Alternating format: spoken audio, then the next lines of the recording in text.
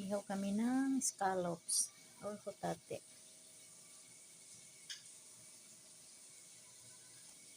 Ito naman ay namita. Isda na lapad. At nagluluto ako ng steak na abalone or lapas or awabi. Meron din kaming in-steam na chawamushi.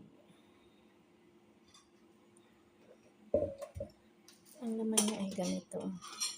Ayan. Sarap sa yan. Ito naman ang soup namin. Ano lang siya? Scallops, hotate, saka tofu, saka toyo. Yun lang ang ano namin pang year end. Thanksgiving na handa. Uy ka na. Hapa. Hapa hindi na nabitya ko na Sembo irelo.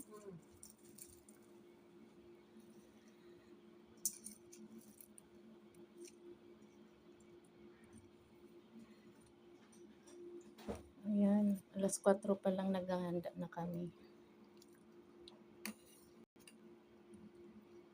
At alas 5, mag-aalay na sa altar.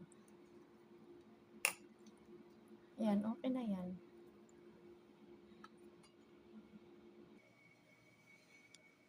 Hotate, namita, awabi, chawamushi.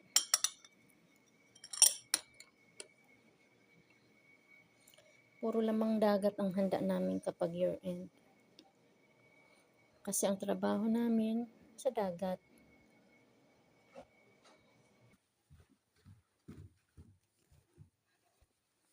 Ito ang alay namin para sa biyayang natanggap. Sa altar, inaalay. Yan na po yung altar.